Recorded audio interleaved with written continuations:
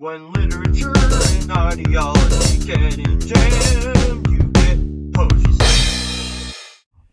Hello, poets and poetettes, or non-poetary, because of course we wouldn't want to misgender some now, wow, would we? Welcome to episode 8 of this on and off infrequent series where I tear into the usual rabble of poem slams and their consistent awfulness. Usually, when it comes to doing this series, I usually base them either on the content having cohesion with my own issues or thoughts, or just the title being someone as bait-worthy like white people or X. This time though, I couldn't help myself being tied to such a silly title for a poem as My Pronouns Are Black by Zenaida Peterson. The fun doesn't stop there though, because this person will basically describe to you what happens when you take intersectionality to its absolute fullest extent. And just so we're clear here, I'm pretty certain this poet is a woman, so I'm going to call her a she if you don't mind me saying. So sorry if I'm not already blatantly aware of their chosen pronouns. Not that you can just stamp that on your shirt and it be notable. Anyhow, as with the previous entries, I will go through the poem start to finish, response format as usual, and then try to critique the actual nature of the poem through its context/message, structure/verses, transparency, and rhythm, and for your own amusement, my very own patented shrillometer, because as the title of a poem slam would imply, a lot of screaming and shrilling is going to happen. So enough of the introductions, let's start shrilling away, Zenaida. I woke up to my mama's voice, and it wasn't erasure. You might think I'm teasing you by saying she was going to be yelling right out of the gate, but don't worry, she's a time bomb ready to blow. Anyhow, first line is a bit confusing, not sure if she's saying erasure or racial, but that won't be the first time where her own voice gets lost in the passion. Even if it were both, the line doesn't really make sense unless to imply there is a racial way to wake up someone, or a way to erase someone while they wake up. Sometimes I wake up a boy, switch to nothing by noon, go to sleep a girl. Well, here's the first problem, or at least the main problem with this accept my gender pronoun nonsense. How you feel doesn't determine what gender you are. If that were the case, does that mean that calling someone bitchy means that they identify as bitchy? It's almost like to them, a pronoun is no more indicative than an adjective. And I know this might be me body shaming or sexualizing her, but that cleavage she's sporting cleverly hid by her necklace and mic stand tell me a lot more of what your gender is than some Twitter bio ever could. My pronouns are black. Roll credits! But to be real here, what the fuck does that even mean? Does being white constitute a different gender? Does that also mean that people who say fuck white people are racist and transphobic? I mean, if we really want to go balls to the walls nuts with this line of reasoning. My pronouns code switch my gender is a girl. See, the phrasing and delivery of those 4 lines are exactly why poetry slams are not this beacon of quality that the commenters would have you believe. The way she says cold switch makes me believe she's trying to imply a transition of gender in the lines she's telling, but she does it so abruptly and then just dances to the next line without a second thought. Because of that, I can't elucidate what she was going with the transcript right in front of me. Who's not yet been told how to behave, who races and fights and leaves their legs open in dresses. See, again with the way she delivers certain lines, I don't know if she was trying to say who raises or who's racist, and it's because she's stammering to the point where she's about to raise her tone and get all preachy while the crowd eats it up and goes, "Yes, queen, slay queen," in unison. As for the sentence itself, it's not even much for me to take in, other than that the person must be a naive girl because she hasn't had the world figured out yet. My gender is a boy chasing my brother for everything he stole from me. Being angry and perhaps entitled is not a basis for being a gender, for starters. I'm sure plenty of sisters have had to chase their brothers for stuff they've taken from them just to get their attention.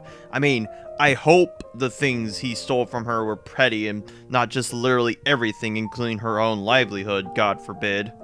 My pronouns, seen my mama play every gender role. Well, seeing that your pronouns comes about as consistent as night and day, literally, I'm not compelled to believe they know what a gender role is. And if we even assume that her mother did play some of the gender roles of the man, that doesn't now mean that she is now a new gender. That would be like saying gamer girl or stay-at-home dad are new genders. My gender is Ebonics looking me in the eye saying, you child, woman, feminine thing, rammed over, picked at, sliced up on the way into my salon are also... See what I mean?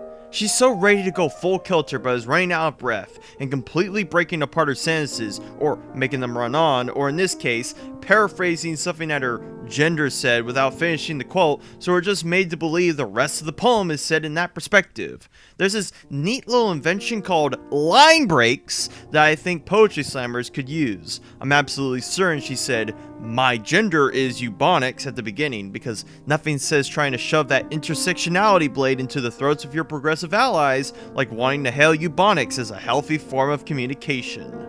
Me, my gender, hasn't started the habit of reminding themselves that they are a girl.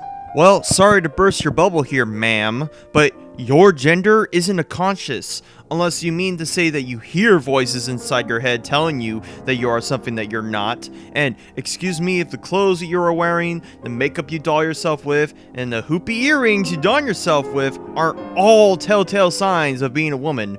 I wonder, do men menstruate from their crotch and have to pee blood out of their dick like once every few months? Do men lactate milk from their breasts where they become bloated? Asking a friend. That girls like boys. Geez, Zenaida, did that line hit a little too close to home? I mean, I get that most people are heterosexual, but come on, girls can like girls too, and so on and so forth. I don't get how your gender also defines your sexuality, but hey, I'm apparently the gross transphobe who has to call reality as it is in the face, while these people live in a fantasy delusion that they try to force me to accept as reality. My gender is unteaching what they learned me.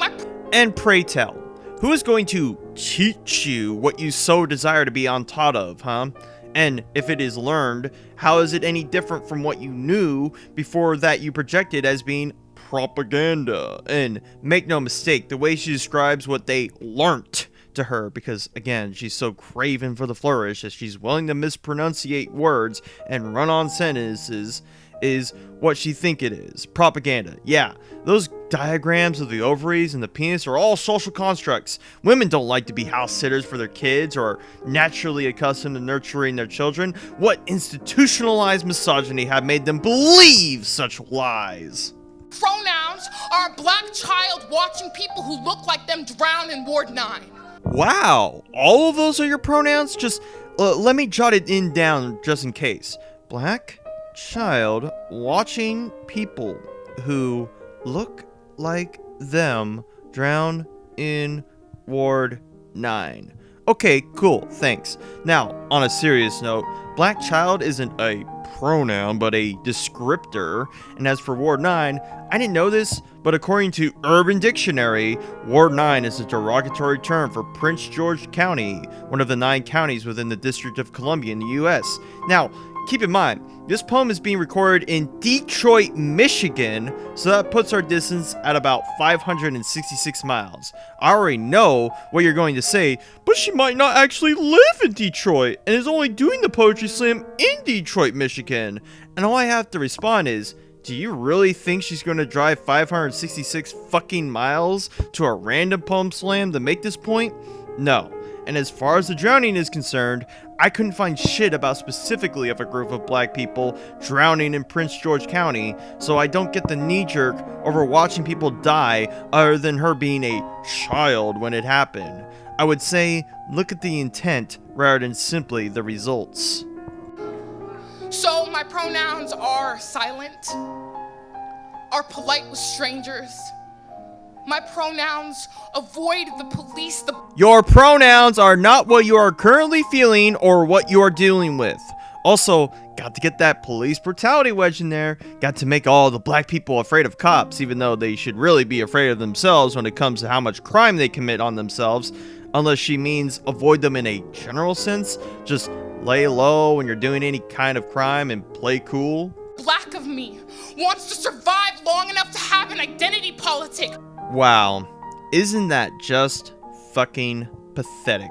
You don't want to survive as your own person, free of this constraint that you call a blessing that is your fucking gender pronoun. You don't want to survive as someone not bound by her race or her sexuality. You don't want to survive as an individual who can change your mind. No, you want to survive as a living NPC who just regurgitates the same talking point ad nauseum, even when reality hits you in the face. How do you even fucking live at that point? How could you live with yourself when you do have it, huh? You'll be left to rot like a fossil, vestigial and useless for the future ahead. How do you go from being a slave to a gendered thing, from a mule to a person? Okay, so now the very nature of black people as a whole is a gender transition. You see what I mean by this bullshit? If you let intersectionality have its way or let its tendrils get in, you can literally rationalize the idea of slaves in the past as a mere gender transition from being free today. Isn't that fucking bonkers? Doesn't it make you just want to glass yourself at that point from the mere idiocy of that sentiment? And expect gender to function the same across race. And there goes the proverbial bow on the ship of intersectionality, really rearing its head with Zenaida's voice cracking at the excitement she's getting from the audience, even if vain. Yes, you didn't misheard that. Being a race is as different as being a completely different gender. That's the kind of reasoning people use to justify slavery, you dumb bitch. But yeah, sure, history never repeats itself, not like these same people who constantly whinge at the history books of slavery also use that as a justification to segregate white people from black people. No, if you can differentiate black people from white people as not being just two coats of the same frock, guess what happens next? You can then justify which frock is the better coat, you dunce. But hey, maybe she's trying to imply that differences in gender are equally the same as how people use to differentiate race, even though gender differences are actually biologically and physiologically different, whereas race is merely melatonin levels and other slight variances. Nah, I'm giving her too much credit. My gender went to my mother's alma mater, a woman-centered college in a city that gentrifies people of color to the margins. When I'm writing the script, I tend to write what the person is saying word for word, so I cannot trick myself into thinking they've said something different. But here, what the fuck is she saying? I've listened to it 5 times now, and all I have here as a placeholder is onomata, or as a martyr, which doesn't add up to the thing she says after that. I have no basis for what she's complaining about, so I'm completely at a loss to respond to in any other capacity but astonishment. They tried to do the same to my gender. No one asked me. My pronoun. Well, let's see. The ongoing list of pronouns for you are black, cold, switch, child, watching people who look like them, drown in Ward 9, silent, are polite with strangers, avoid the, and police. And if that doesn't scream either insanity or poor grammar and sentence structure, I don't know what will. Does someone have to ask you what your pronouns are before they even address you in person? Imagine how patronizing it would be for someone to come up to me and ask my pronouns like it wasn't already obvious, or that you would expect people to somehow know that made up pronoun you are. This is entitlement, pure and simple, disguising itself as being unjustly treated. Whiteness asks blackness why it could not transition from sugar plantations to beauty pageants more gracefully. Yeah, only white people apparently ask that retarded question, and not any sane person with a functioning brain who realizes that history is not a gender transition, you nitwit. But, oh, you're not saying white people, you're saying whiteness, as if that is somehow any different or just equally as racist as segregation. Because you see, skepticism to her is whiteness and ignorance is blackness. You see how the new racists really love to obfuscate their language to make it sound tolerable? My pronouns and I lay in bed together, and we don't know how to fuck with my gender. So pretty in all of those dresses. Yes, queen, slay queen. You go, girl. Stomp your feet and cackle as loud as you could. Let's not mistake that you almost said my problems rather than my pronouns. Almost like we are going to get some honesty out of you. This flinches my pronouns. Understand the significance of the Mason-Dixon in a southern summertime. They are the belle, the peach, the yes ma'am they need to be. And it does not render them invisible the way Okay, seriously. Replay this 10 times over, and you will not get what she's trying to say. She just shouts out a whole bunch of anecdotes like she's trying to run out of time or is going to burst out of her chest in excitement to the finish. In fact, I'll replay the part that vaguely sounds like summertime at least 3 times, and you still won't be able to figure out what she's saying. It's that absurd. Southern summertime, southern summertime, southern summertime. I know how to survive myself, my pronouns. And the harpies receive the wail of the siren's call, all blossoming into a cult of personality. Also, I thought you said you wanted to survive long enough to become an identity politic. Now it's about surviving yourself? I'm my mama and every other black woman calling me girl. Yes, because you are one unambiguously. No one would mistake that. My gender sees themselves in the calluses of people who call me lovely. Can you imagine being such a miserable, stuck-up, unloving cunt, so fixated on gender and race that people calling you lovely is as comparable as the calluses on your feet, dried and cracking? Wow, I'm so sorry that people dare give you compliments on the day-to-day. That really goes against the teachings of your imaginary gender pronoun that is also a race, that is also a social construct, and that is also unlearned teaching, you lunatic. My gender loves my body so much. Does it though? I thought the gender was the bad and the pronoun is the good, the only structure this ass cancer of a poem could even dare muster. I thought to you it was okay to be paranoid about the police, despair at people dying of natural causes, and scrutinizing yourself based on characteristics you can't fucking control. But hey, maybe I'm reading this entire poem wrong. Maybe she's saying that being so fixated on your pronouns was damaging to her well-being, whereas her gender didn't give a fuck? It sticks to me under all of these clothes. Said clothes that really signify what gender you are, mind you. In between my legs, there's a non-binary brown love letter written to the multitudes of me. Well, isn't that so romantically disgusting? But I guess gender is just like a box of chocolates. You'll never know what you're gonna get. My pronouns start every poem about my mama. But why though? What does your mama have any bearing on your newfound identity at all? It was just another lazy way to structure your poem around how she abided by gender roles because, God forbid, someone do that.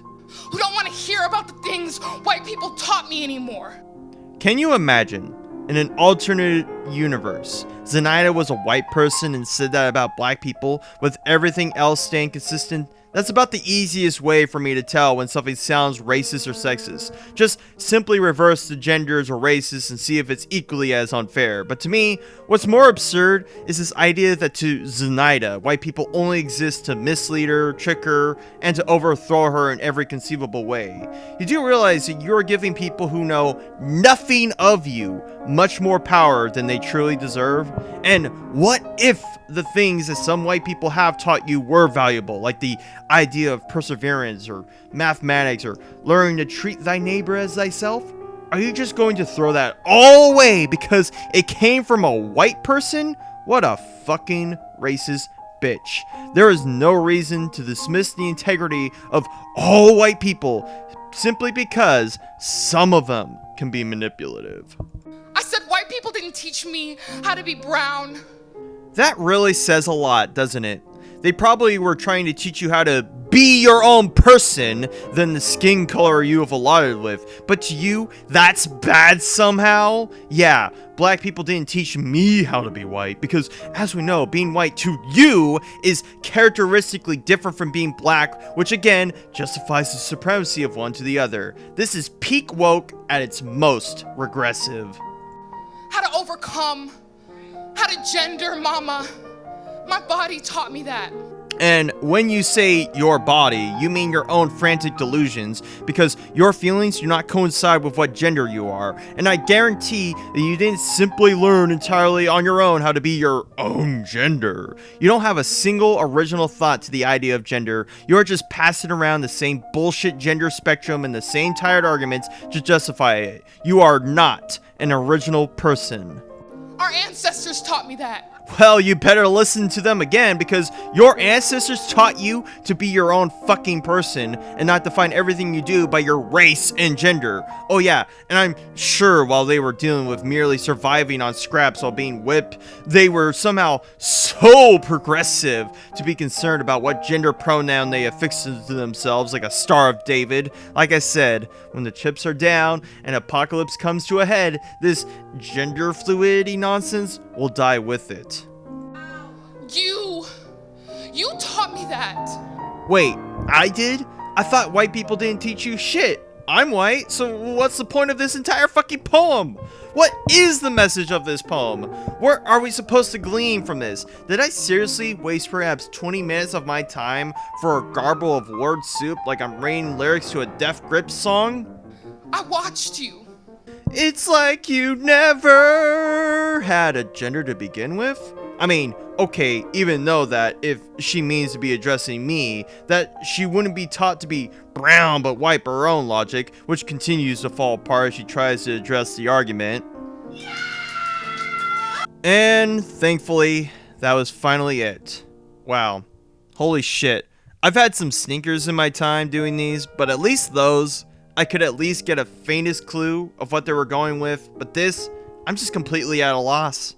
Intersectionality, gender fluidity, gender mama, Ward 9, it's completely all over the place and obnoxious to listen to, especially given Zenaida forces herself to start screaming for no damned reason. This has got to be, for now, the worst poem slam I've put to a script, and I doubt there will be much that can beat it. But now that that's been shut closed, let's pull up that slam sheet for the results. So for context / message, I give it a whopping 0, because I cannot even fathom what exactly the argument Zenaida is trying to make. Either that aligning herself with her pronouns makes her weak and fragile, whether her gender made her naive and ignorant, whether black is a gender, or whether she attributes gender to things she's experienced with. It's all pie in the sky speculation when you take the poem by its full context. Fuck, I don't even get why Zenaida got all impassioned when there was no prior context to build up to anything, unlike the feminist commandments or even thoughts from the gynecologist's office. So yeah, a 0 is fitting. For structure / verses, I'd give it a 1. The only thing that holds this literal word soup of a poem together is the line breaks, if you can call them that, whereas Zenaida bounces between her gender and her pronoun while also dabbling a bit with her mama in tow. But because there is no sense of length between each, and the mama parts feel worthless when put together, this glass house of cards still falls on its own petard. For transparency, I'd give it a 1. This score is more based that I can't really get into her mindset because she's obfuscated all manner of point with provocations and platitudes already made so that shrieking harpies will chant for her near the end without realizing why. It's also funny how she'll both insist that white people didn't teach her shit, yet refer to the listener who could hypothetically be white as someone who taught her how to be brown, like as if being brown is a personality trait. And for rhythm, I'll give it a 0. What's the point of a build-up if you don't even understand where you got to that point, or taking deep breaths, or actually trying to enunciate your sentences so I don't confuse certain words with others? That's emblematic of almost all poem slams thus far, so a 0 for this as well, which will objectively put Zenaida Peterson's ass cancer of a poem at an overall half point. Even T. Miller's wasted, grammatically retarded poem at least managed 1 point simply by having the structure of it being a list poem. And for the shrill meter, I'll put it at a 3, which will make her comparable to this teenager haranguing people about climate change. This is all wrong. I shouldn't be up here. I should be back in school on the other side of the ocean. Yet you all come to us young people for hope. How dare you? And that was it for Poetry Slammed episode 8. I think I might need to take a break from this series, with this one just almost literally killing me at some point.